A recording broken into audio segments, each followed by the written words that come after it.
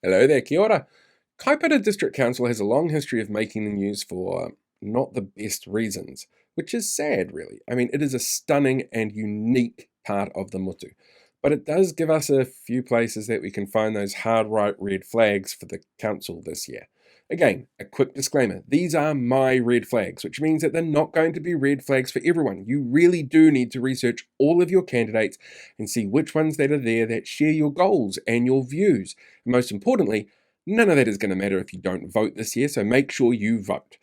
Kaipara is a fascinating place, to be honest. Away from those national headlines, there's actually a community divided over the future of waste management and no clear ideal option. One involves landfill, which, according to one iwi, has potential to leak into waterways.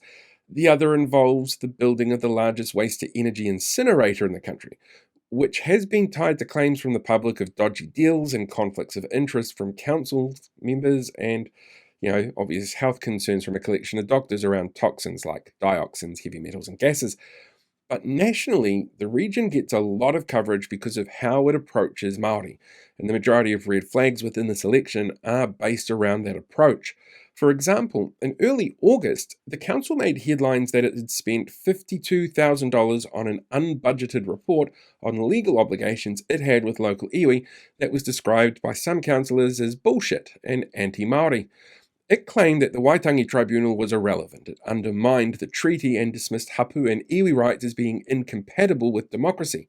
What's being downplayed in that media report, though, is that it was actually written by the lawyers who represent Hobson's Pledge and act as legal counsel for the group. It's written by a former ACT MP from the class of 2002. Seriously, there was something in the water in the ACT office that year. I'll go into that one day in a separate video. But this lawyer's also sent out legal threats to health staff that have been offering trans-affirming care. It's a clear hard right hit job, and one that mayoral candidate and current Deputy Mayor Jonathan Larson voted for. If the soon-to-be former mayor was the self-styled Trump of Northland, then Jonathan Larson is the J.D. Vance of Kaipara. He even got an endorsement from Jepson, who's stepping down. There's a bit of confusing ongoing employment dispute stuff going on between Larson and the fire department, so I'm not going to dive into that since that is ongoing. But Larson's voting record speaks volumes. He tabled a move that saw council get rid of key climate change policy.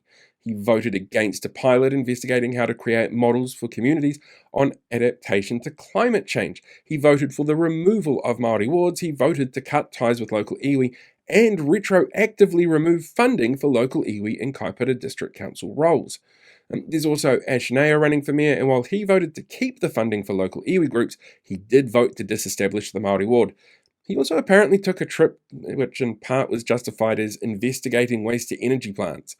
That didn't involve going to places that had any waste to energy plants nearby.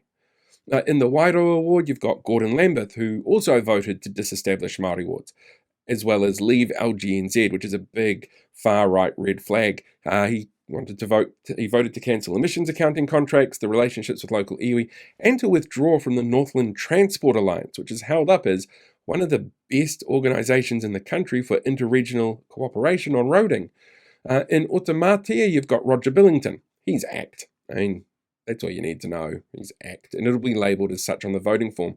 In Kaiwaka Mangawhai, you've got Nema Malakai, who's also running for ACT. Again, it'll be on the voting forms.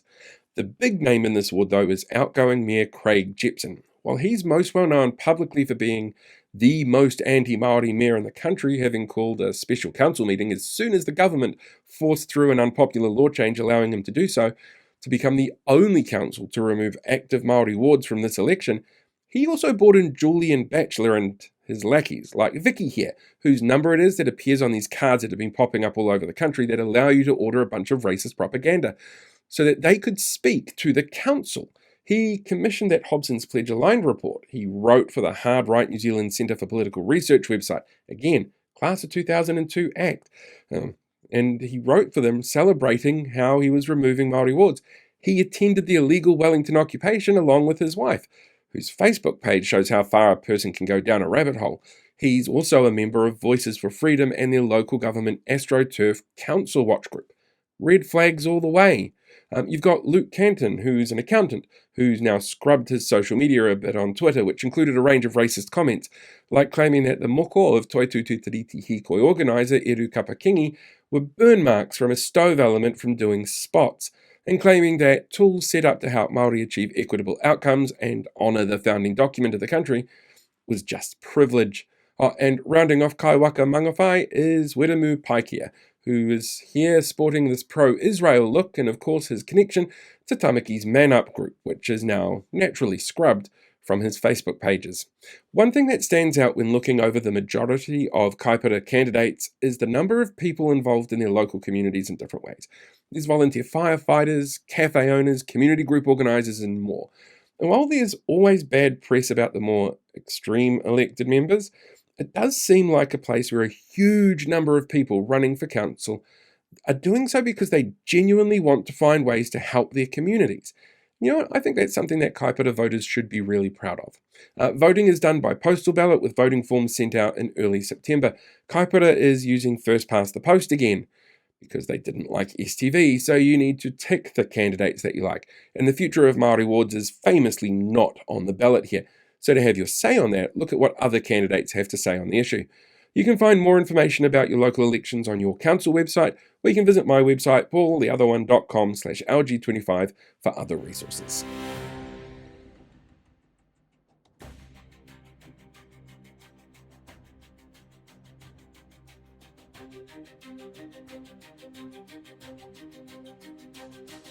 Hey, thanks for checking out today's video. Make sure you like, share, subscribe so you get more updates as we go along and deal with these guys for the rest of the year.